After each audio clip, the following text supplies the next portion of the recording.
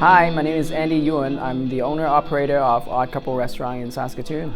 We sell non-typical Asian food. We don't have chicken balls, we don't have chicken fried rice, we don't have combo A. But we try to use local ingredients when we can and try to bring some Asian flavors, inspirations from Cantonese, Japanese, Vietnamese, Thai cuisine.